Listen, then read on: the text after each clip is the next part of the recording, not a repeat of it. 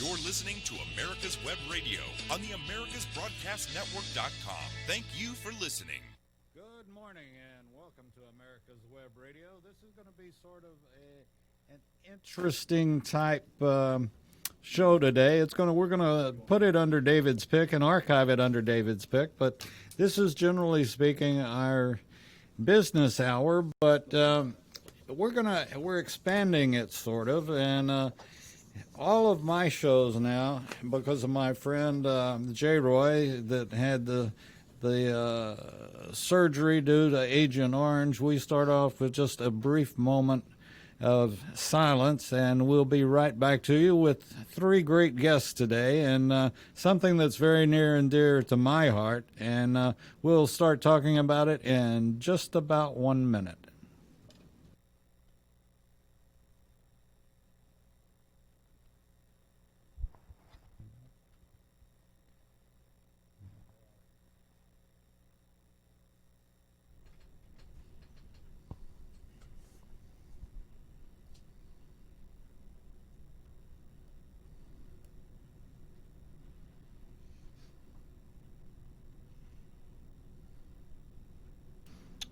Okay, thank you, and I want to welcome to the studios. We've got Joe DeLapp, I'm sorry, and Liston Edge, retired Lieutenant Colonel, and we also have Michael Roberts and Joe DeLapp. So that covers it, I think. And as we go through this, we'll be introducing each of them. And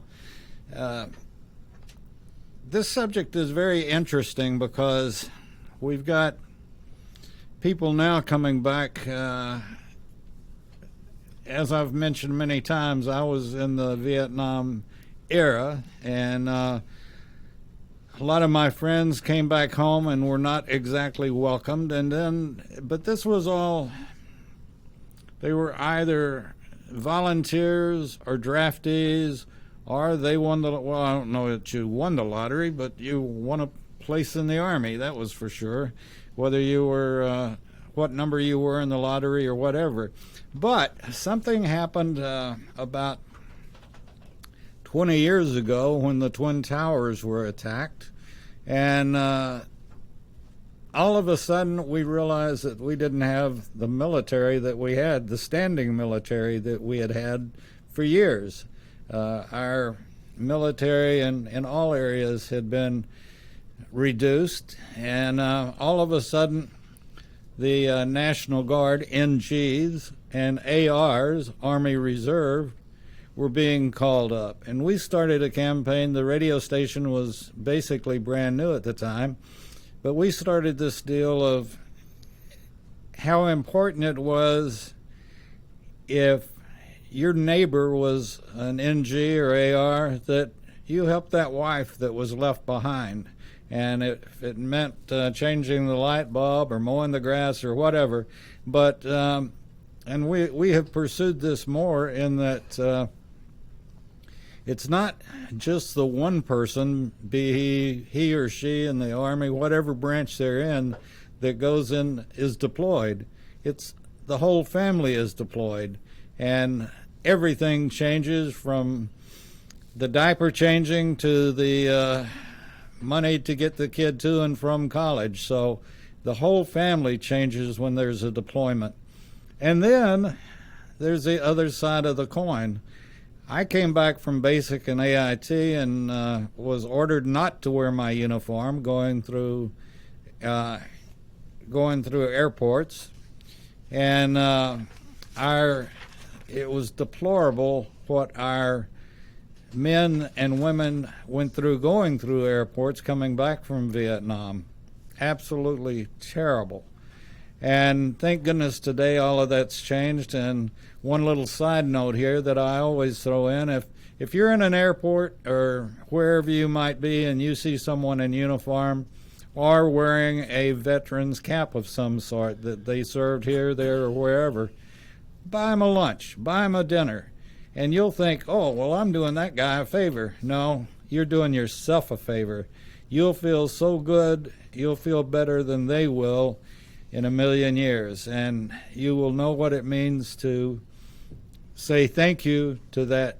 It can be a first responder, it can be a veteran, it can be whatever the circumstance is, but you'll feel better than the person you do it for. So keep that in mind the next time you're out and you see someone that's a veteran or on active duty. I know I've got a son on active duty and major in the Air Force, and we were kidding about that. He's had a couple of situations where people have come up to him and thanked him for his service, and it's a little different situation today on wearing uniforms through the airports and so forth.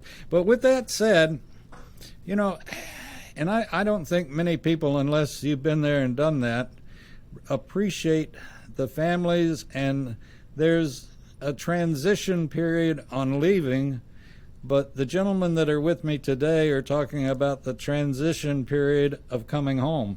And, you know, in 7 years in Vietnam, lots of things changed by the time you came home. As far as today goes, and in Vietnam, I might add that obviously we didn't have the instant communication and the ability to see your loved one and speak to them on a fairly frequent basis.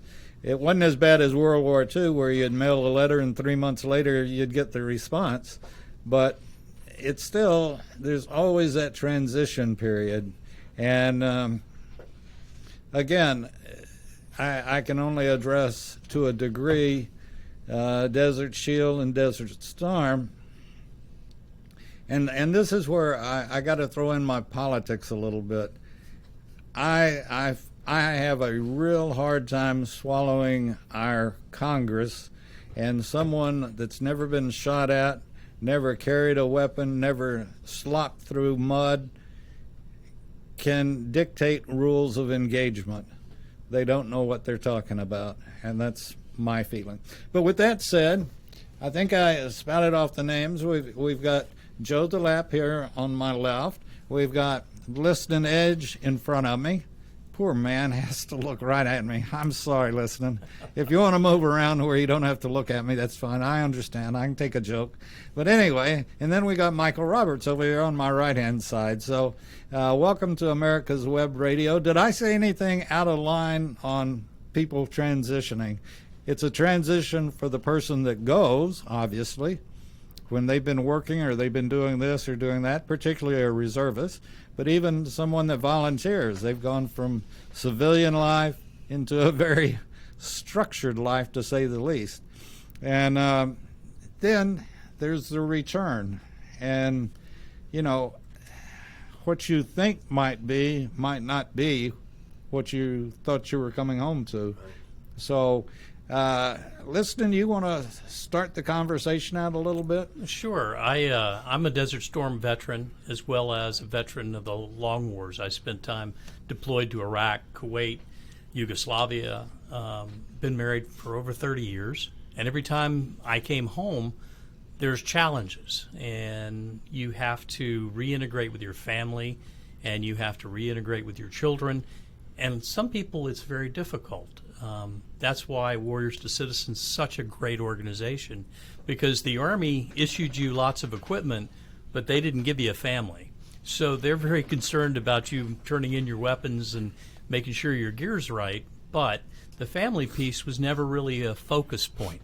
It's been better in the last 10 years than it ever was for the Vietnam era soldiers and the World War II soldiers, but Mike has started an organization and runs an organization that does wonderful work. Thanks, Listen. And David, it's certainly a pleasure and honor to be here. You come so well recommended from friends of ours, and Roger Wise and Rick White, and we're here with the pleasure of our counterparts at St. Jude's Hospital, and that we found a common link. The common link was not necessarily soldiers and the like, but was the integration issues that young people and older people parents particularly so have to engage in, which is the brokenness that occurs with cancer. And we'll have obviously an opportunity to explore that more today in discussion. We started Warrior Citizen 2010 after a couple years of working with the chaplains, the voice of the unheard voices of the soldier and the airman and the Marine, because they were very quietly introspective and helping those veterans that were deployed and redeployed again, and took into account that they had a family. And the military, my experience after 26 years of working in the intel community and the military, for the longest time, we never showed the family, the system that was broken, how to repair and how to heal. And so Warrior Citizen, which is made up of literally over time hundreds of veterans like you that are retired, that are volunteers, that came together as a unit, as a group, to help heal those broken families and give it in a significant way a process that's traceable in terms of its results and very uniquely different because it's designed to bring the whole family system into play to heal the veteran. I'm going to interrupt you, and you outrank me, so you can, I can do my 10 if I have to. Only 10. You went very rapidly past the name of your organization, and I want to make sure everybody understands it. It's Warrior to Citizen. Yes. And I guess you all also do the Warrior to the number 2 and C, W2C, but I want to make sure everybody understands the name is Warrior to Citizen, and it says it like it is. It's from no matter where or what you were, it's a big fraternity out there of warriors, and the common thing is that you have my back and I have yours, and then after that, you're back to a citizen. Right, exactly. And what we've experienced in this time frame, over 20 years of warfare, was variants of concern on the part of the military and their hierarchy about that citizen called a warrior, but about that family that hopes, dreams, supports the warrior. And we're just privileged to have had the opportunity to work with various levels of content experts, of understanding the psychology of war, the psychology of healing. We have worked with all the university system in Georgia. We work with several university systems around the country. We've worked with Fort Benning. We've worked with all different levels of content from the Marine Corps. And we have built a lot of friends around the country. And we're at a different stage today than we were obviously years ago. COVID has changed some of that. So the reach out and touch isn't quite the same thing as reach out and touch, because we've become all Zoom experts. But what we've done is some interesting futuristic. Speak for yourself, by the way, on that Zoom expert. I'm sure you have some competency there. But my two good colleagues here, Liston has been an example of someone that puts his time and talent to help us. We have literally many, many more, and we welcome many more, because as a volunteer organization, none of us gets paid for this, and we're happy to do it. We're privileged to do it, and we bring in a lot of good people around us, like Liston and certainly with Joe. I'd like to add that as an opportunity to introduce Joe, because Joe is very silent now at the moment, and believe me, he's not necessarily silent all the time.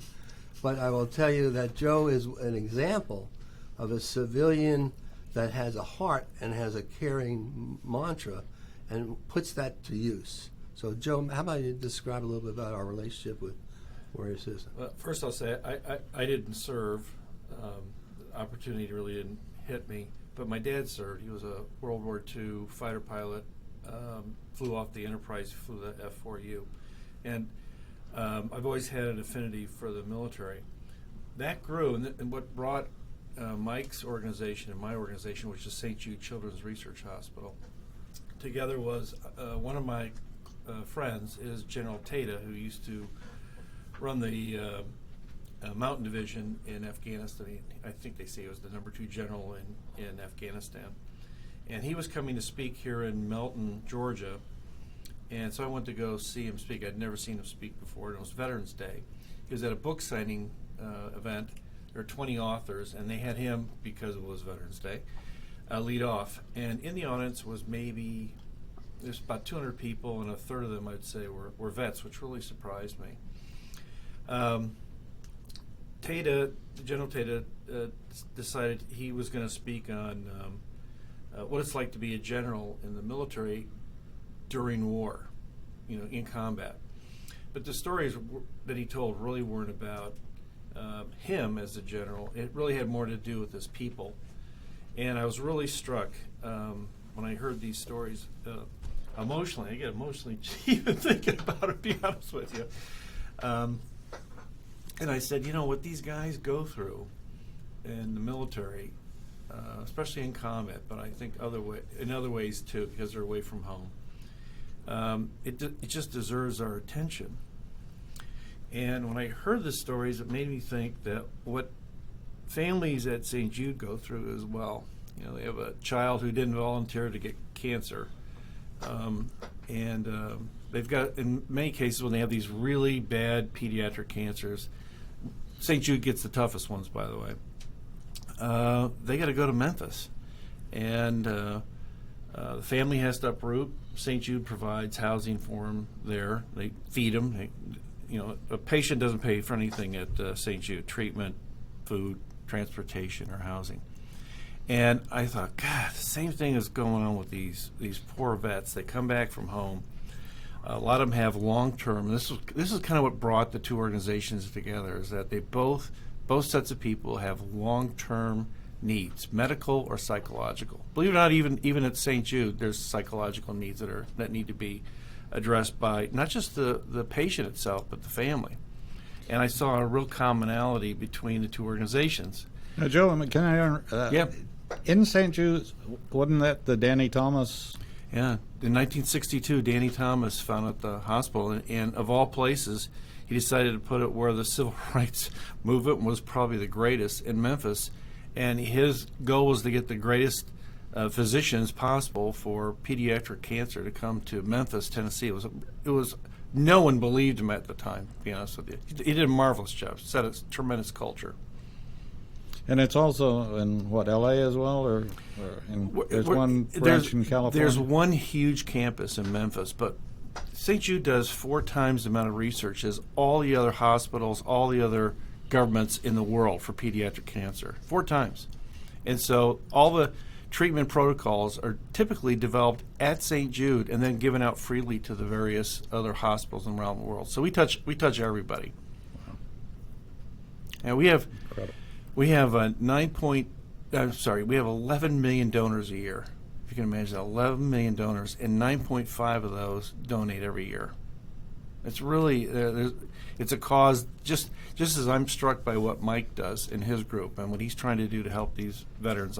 I was initially struck 16 years ago when I joined the board at St. Jude, the National Fundraising Board. I'm struck the same way, and that's what kind of brought us together. I looked for an organization in the military. After I heard General Tata speak, I looked for an organization, and I first went to the Georgia National Guard, but there was a conflict there because the active people can't work with a charity. So I ran into Mike. Mike was, I run a HR company. I'm not an HR person, but I run an HR company. And Mike came to one of our presentations, and when he told me his background, I said, bingo. I found the group that you might be able to work with at St. Jude. St. Jude typically does not raise money with another organization. This is a very unusual pairing. It took me a little time to convince everybody to do it, but they said, thumbs up, let's do. The general that you mentioned, I'm sure knows the general that has been doing a show here, General Dix, Richard Dix. Mm-hmm. I'll ask. General Dix was, he led the mechanized into Iraq, and he was retired, general retired, but was called up by the administration to do the logistics for the pandemic. And he's Oh, been wow. away from us now for a couple of 3 months. Yeah, he's very good, very, very sharp. Wow. Yeah. Pardon me? Very sharp, Oh, yeah. exceptionally so. You know Richard, huh? I've met him before, yes. Yeah, he's a good guy. But then again, I tell you, I'm very blessed in that, we don't have many bad guys come in here. We really enjoy our veterans, we enjoy our active, and we enjoy our civilians that take their time out to come in and like you folks, do a show with us, and we appreciate it. If I can add just one other thing, the thing the thing that struck me when I was listening to General Tata speak, and from my own background, 16 years at St. Jude, was these people have long-term needs. At St. Jude, the average patient cost, if they were paying at a pay-for-service hospital, the average patient would shell out about $350,000.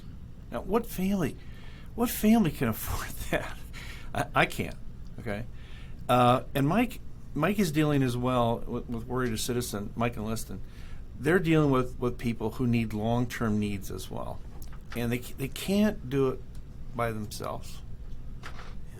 The top experts that come across this issue of emotional context in the military has risen to a cause where now 38%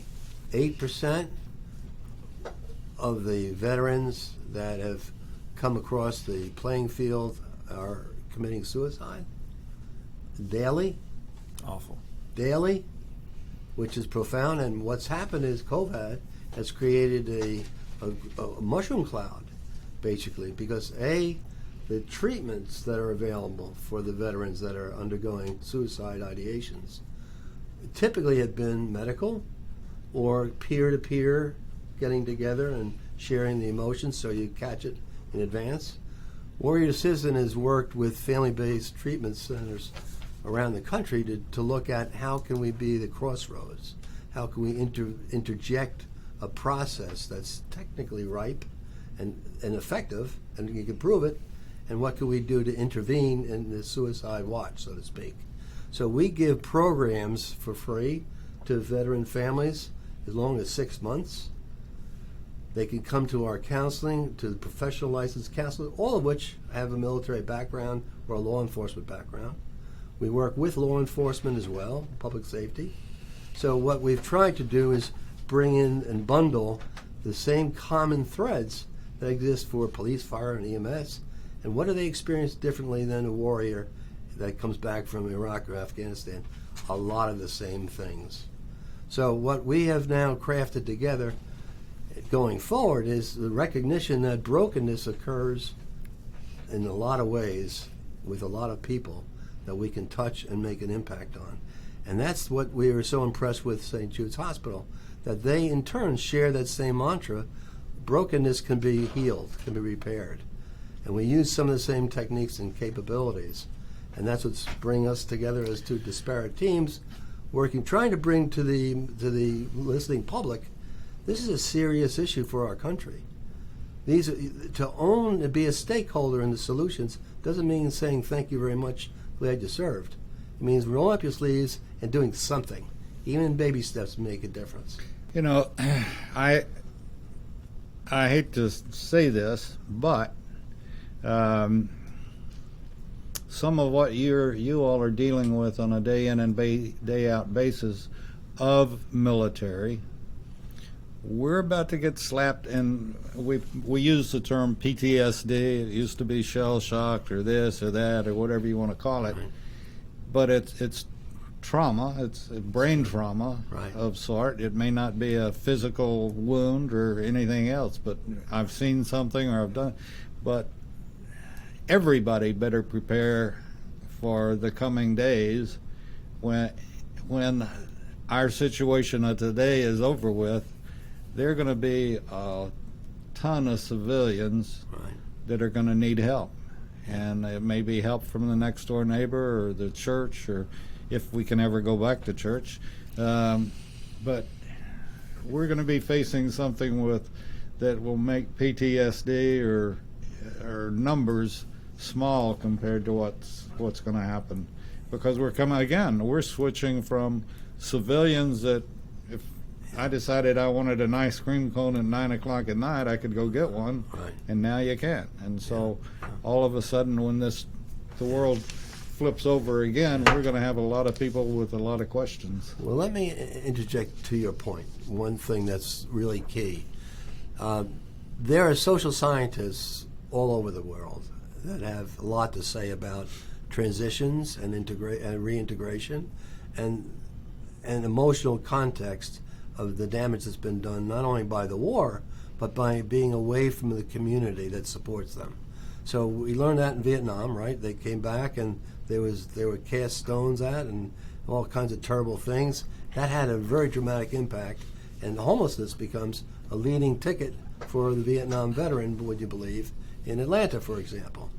On the other side of the coin, we have an opportunity as civilians, as stakeholders in society, to do the things that are the construct that we know works to heal, and that is give continuity, give communication, and give community. Those three elements have been identified by the social scientists as the most important ingredients to healing a veteran family. Community, continuity, and communication. Now, it comes in a variety of flavors, but it's up to you and I and everyone in this community to say, we owe something to the veteran. We owe basically the protection of our society to that veteran and that family that sacrificed so many years. And to that same goal and that same aim, I think we owe something to communities like St. Jude's that sacrificed so much to heal that family that's undergoing brokenness and trauma. So that's our common link. Guys like Lieutenant Colonel Liston Edge, who's taking very important time away from his vocation and trying to move to the next level and where he's going in his career. The fact that he donates time and devotes time to us is also appreciated. So I thought I'd share that, and thank you also for enjoying the pleasure of my colleagues' company, not so much my own. Thank you. Well, and the big thing that we're here to talk about is Warriors for Hope, which is a joint fundraiser that we're doing with St. Jude's and Warriors to Citizens. And it's going to, because of COVID and everything else going on in the world, it's going to be a virtual fundraiser on the 28th of January. There'll be online auctions. There'll be an opportunity to give. We're looking for sponsors to help us provide funds for these two great causes. Lee Greenwood's going to be our MC. We'll have C.C. Wyans, lots of other guests, people speaking, people talking. It'll be on YouTube and other platforms. How many times are you going to have Greenwood sing? I can answer that one. He's going to sing his most famous tune, "God Bless the USA." He's actually going to do some things for sponsors too, with the introduction to that song, and give a video. But we have four main speakers. We have Grant McGarry, who wrote a book on Valley of the Pesh. Yeah. He's a Ranger vet, and book talks about how they were ambushed in. Is it Afghanistan? It's Afghanistan. Afghanistan, Yeah. And his best friend, I think, was standing next to him when he was shot and killed. Then we have General Carver, who's a two-star general. He'll be speaking. He heads up the chaplains, and he's seen the families while they're in the military as well as after. He has seen what happens to these brave, courageous guys. 35 years. We had, I don't know if you know Mark Beatty, chaplain. We've had a couple of chaplains on, and a lot of folks don't understand the power of the chaplain in the military. Mm-hmm. My hometown, while I was in AIT, was hit by a tornado. And I went to my CO to get an early out. I liked a week of getting out anyway, so it wasn't like it was a major crisis. But my CO wouldn't let me out, and so I went to the chaplain. And 2 hours later, I was on a plane home. And that's the chaplains have incredible power. I can only address my Army unit, but I would assume so in other units, be it Navy or whatever branch you might be in. But I'd love to have him on sometime. They're the trusted agent of the commander. So there isn't anyone else you can just open your heart to as a commander than the chaplain. And we dealt with working with the state chaplain's office and the chaplain of the National Guard for 2 years, and we interviewed 4,112 military families from Afghanistan. Wow. And when that job was done, we ended up designing a program that's, broad-based treatment for veterans and their families, most importantly their families. That was a 6-month time frame that we'd donate to them. We raised funds to get them to go through the program. We'd focus on brokenness and healing, which is no surprise at this discussion. And now where we're staged is to train trainers with the VA around the country. And now we've entered the digital age, so I'm going to call on you to see if you could help us. But what we've done is we've built a platform in the process with PricewaterhouseCoopers grant to go build out a vehicle that will hit every desktop in America. And that's by June of next year. So, and then we have content from 2 major international publishers that are willing to commit to the veteran cause and the family cause and donate the access to this content that's very rich in terms of education. So we'll have a psychoeducational platform, a teletherapy platform, and all to the degree of which came from volunteerism. Well, you'll have to talk to Brett. I'm just a poor boy from Texas, and Brett's the IT, and he knows all the technical stuff. Yes. I just know where the key is. Okay. So David, we, as Liston said, we kick off with Lee Greenwood. He's going to sing some music. Cece Winans, she's a three-time Grammy Award winner. She's going to sing the anthem. We have Rocky Blyer, who will follow that. For those that remember the Pittsburgh Steelers when they won 4 Super Bowls, Rocky was one of the running backs and infamous, and he's also a bronze medal award winner. Bronze Star. Bronze Star. Bronze Yeah. Star See, I'm and not in the Purple military. Heart. These guys know. Not winner, recipient. Yeah, recipient, sorry. And then, as I said, Grant McGarry follows that. And then we have General Carver. And then we have a St. Jude family. So we start with what goes on in the military with Grant and what these guys go through.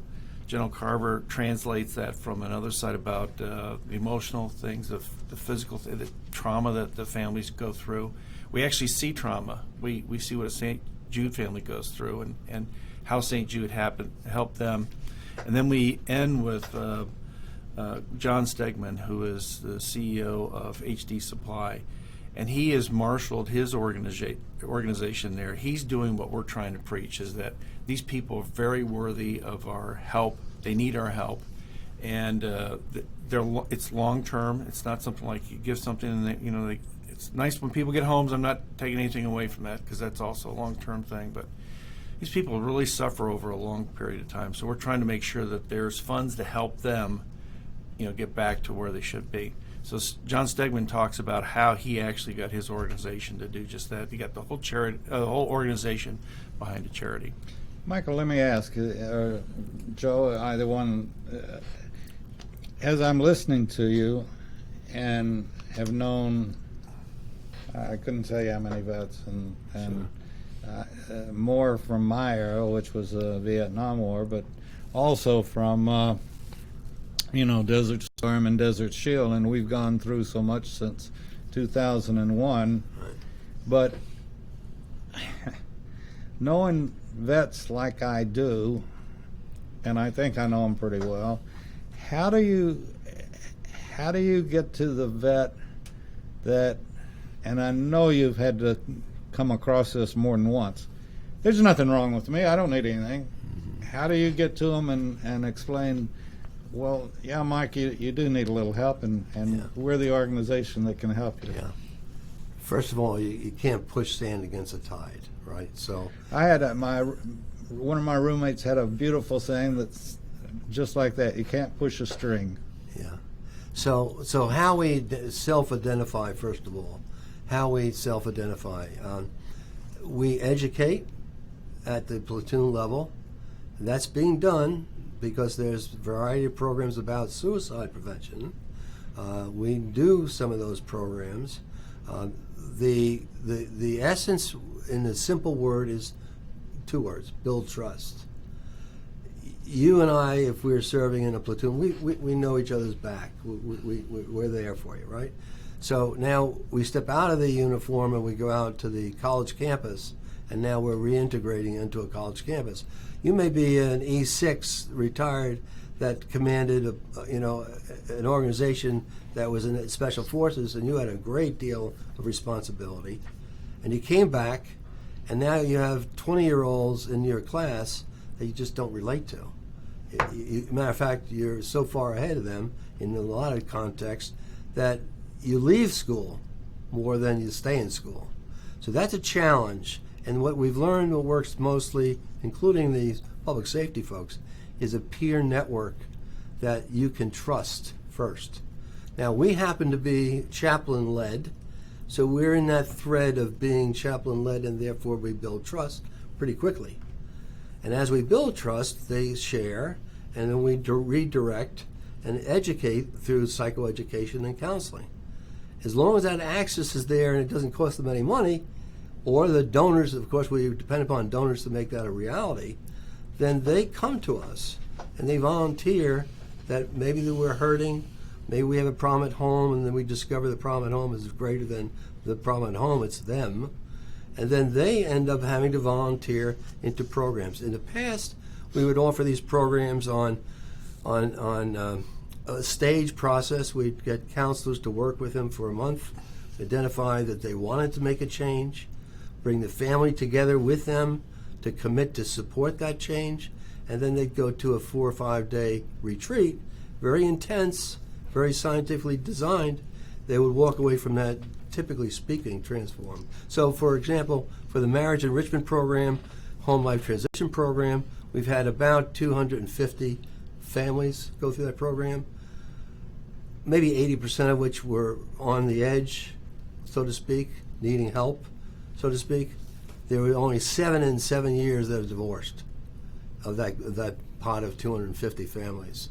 And we have a tremendous amount of success in those arenas, and there's several other platforms that we provide that focus on, again, brokenness and healing, but for children ages 7 to 17, for single soldiers that just want to get better at living life, and then we bring teams together around them that support a peer network. And that's where we are going in the future, even more so than we've been in the past. Because we're at a stage now of reaching a lot more people. If we have a visible engine called the internet, if we design that properly, people will adopt that, at least in some part that maybe in America's Georgia, where there's no team to go physically visit with them. Now they have something as a hybrid. And that's what we're hoping to achieve in 2021. We're going to take in fact, I'm only going to do one break here in the show, as a matter of fact, because I can do that. So we're going to take a break, and we'll be back in just a moment talking more about veterans and helping them and helping their families. And St. Jude's is just beyond incredible. But we'll be back right after this. I'm your host, Dr. Hal. Every week we come to you with the information that you need so that you will be prepared to advocate for your family and for yourselves when it comes to your health care. God forbid we get the Ossoff and Warnock in the Senate, and the left gets what they want, which is a majority in Congress and the White House. Thanks to the First internet, of all, I'm still connected health care to people will be I've more served with expensive. for There the last initially 30 will be a years, public and I still option. get phone calls The government will talking run it. guys off They election. will be initially very inexpensive, and it will drive commercial payers out of the healthcare market. Then the choices will disappear. The only insurer out there will be the federal government, and that's when we get a single payer. My father-in-law went to Hillsdale. Really? What year? Graduated 61, 62. You're listening to America's Web Radio on the AmericasBroadcastNetwork.com. Thank you for listening. We are are helping by restoring optimism and then bringing Resiliency. people on board, which was creating an environment for optimism. Okay. And we're back on America's Web Radio, and sort of a different David's pick, but a great David's pick, and we're talking something that again is if you've served, you're familiar with it, and also, do you all do very much with first responders? We do. Okay. Yes, we led a program about a year ago with 75 jurisdictions of responders in our state for a day, and we held it up up in Alpharetta. The chief of police and public safety, John Robinson, hosted that program. Wonderful patriot, by the way. Absolutely. And we then spent 6 months of riding around in fire engines and police cars and tapping into the 911 system as they experienced it, and then had this workshop for a day. Well, the buzz was very strong. There was not a soul in the entire organization that came that day, over 75 of them. Maybe it was more, actually, but 75 jurisdictions. And they absolutely were thinking this is exactly what we need. Now, what we learned in the military about once you discover what the pain points are and what they need, then the brass has to come in and take over and fund something because it costs money to do these programs. With us, it didn't cost anything. They didn't pay for a penny.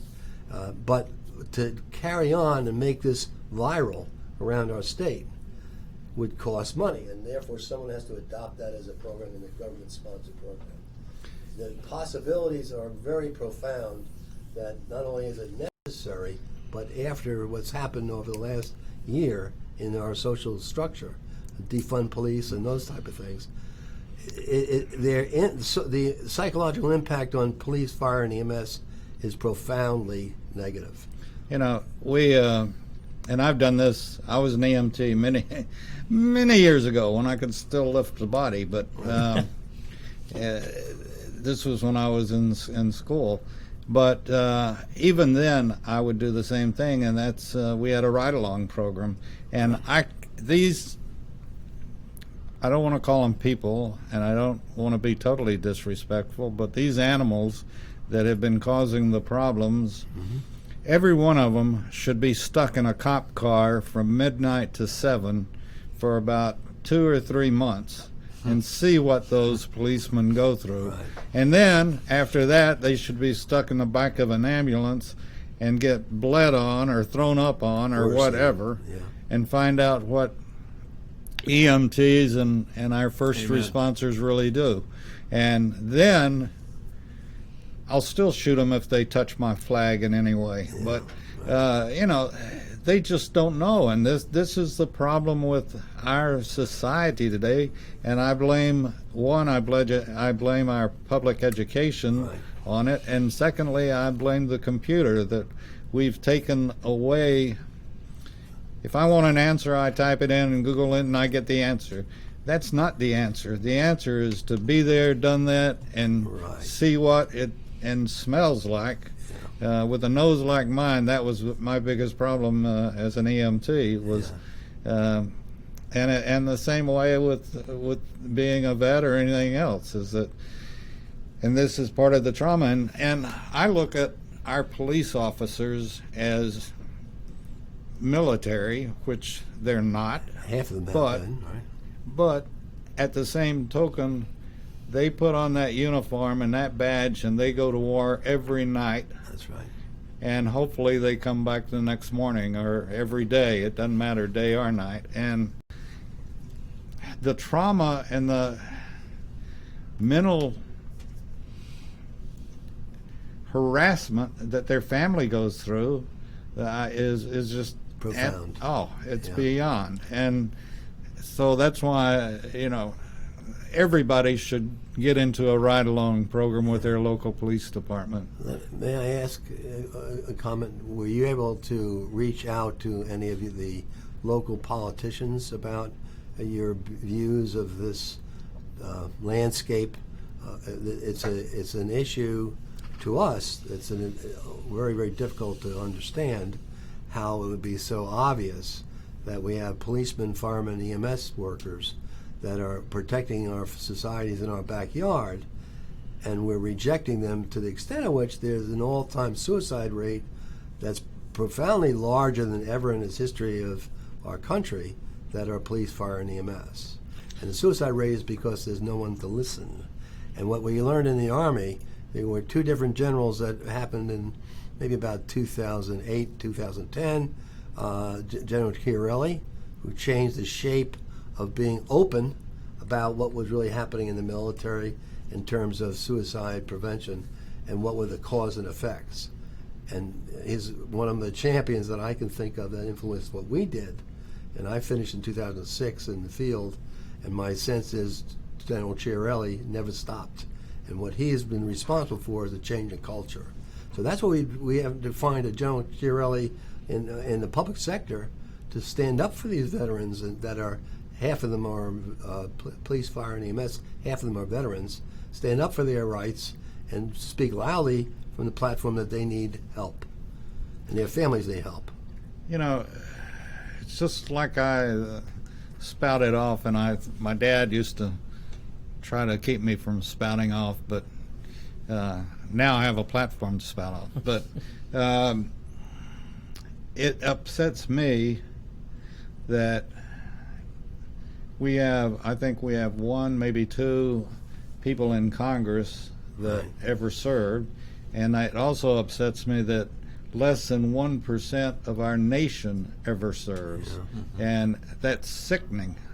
We've got the greatest nation in the world, and we should be proud as citizens to serve, not try to run away from it. And I was talking to Rick last night, as a matter of fact, or yesterday afternoon late, and he was thanking me for what I'd said. But we promote the military for an occupation. It's a great place to go. If you're undecided and you're graduating from high school or from college and you haven't made up your mind, the military, whatever you want to do, from if you want to be an underwater fish counter, you can do that. You know, anything that you want to do, the military has a place for you and can improve whatever you're doing and give you the opportunity to come out and be very well paid for the training that you've gotten for free from the military. And we encourage, you know, there's a thing in people's minds, which is, I guess some of it goes back to Vietnam, some of it to Desert Storm and Desert Shield. Yeah, you know, the military protect and defend, and sometimes it means carrying a weapon and using it. But it's not all that way. It's not, it doesn't have to be. You can have an MOS that, you know, like you were in Intel. My son, that's a major in the Air Force, is in Intel. And, you know, it's funny, I can tease him about when I can tell if he's calling the shots or not. But, you know, there's a place for you in the military. If you're young and you want an occupation, you can either stay in and increase that occupation in the military, or after you've served your time, you get out, and somebody, I can almost guarantee you, will be waiting to hand you a check to come to work for them. And it's the greatest life you can have. And if I weren't so damn old, I'd join up again. It's interesting you say that, because there's probably your wisdom and your background and experience. It could probably play out very well in a lot of arenas, believe it or not. I mean, I left IBM for recruited out of IBM in artificial intelligence, which was my career. And, you know, I was a young guy. I don't even know how old I was in 1980, so I'm not a young guy anymore. But I would tell you this, that if I was to redirect my sons, as an example, I would easily find it ideal to say, here's a career path that you can name your choice of what you want to do. You want to be in finance, you can be in finance. You want to be in technology, you find a way to be in technology. If your son's working for the Air Force in the Intel community, that's premier institution for let's say, IT. Let's just call it IT. But there's a tremendous amount of opportunity, to your point. And these young men and women that are coming out today culturally have never been taught that. And I think that's the whole context of where we're going, is that for the last 50 years, perhaps as long as that, we've not had a draft, or 40 years maybe it's been, and we've not had anybody that would hold the flag up and say in a college campus, hey, this is exactly why you need to be redirecting your career. Couldn't agree with you more. Yeah. It's our country has gone through a lot, and we continue to go through uncharted waters. And Right. I appreciate what you all are doing. And you know, from what I'm getting from you all is that you've sort of broken a boundary of helping, and a lot of people, like I said earlier, well, I don't need help, or I don't, and yet there are a lot of fine folks that need help. And Well, and Mike mentioned that peer-to-peer. Yeah. So as a guy who's been retired since 2014, I still get texts and emails and LinkedIn messages that tell me, hey, I need help. Something's not right. And often, us veterans, you got to look after your battle buddies. You've got to sit down and talk to them and talk them off the ledge. Because, again, 22 suicides a day from the Army, that's 22 guys too many that killed themselves every day. The divorce rate through the militaries have been higher. That's why this family program is so wonderful, because it tries to it's one of the few places where the family gets the priority and not just the soldier. The other piece that transformed military several years ago was allowing military guys to go see professional help. For years, if you went and did that as an MI guy, Mike would have lost his clearances. Right. And now the military has finally realized that after traumatic events and after some of the challenges you go through on a deployment, and then turn around and go to the next deployment a couple of years later, and then a third deployment, you need some time, and you sometimes need some help talking to someone. And now that is encouraged. It's helped a lot of the people that I know that are still in and that have recently retired, because they learn important things like trigger points and what makes them not feel good, and how to address feelings of everything from guilt because you lived to I didn't do enough, or I should have done this different, or questioning a decision you made that may have cost someone their lives, or anything else. So mixing those mental help, and then with the chaplains as well, where you get that spiritual backbone, is really great about this organization. And I feel really strongly about it, and that's why we're doing a fundraiser, so that next year, hopefully, COVID will back down a little bit, and then we can do more face-to-face and group things for our team. And if not, we'll take those funds and we'll put that toward virtual classes and virtual things online, where we can reunite those families and keep those people together, because they've given so much to the country, and they've given so much, they've lost so much from their family. I know I miss many years of my kids growing up. It's tough. And my father was a Vietnam vet. My grandfather was a World War II vet.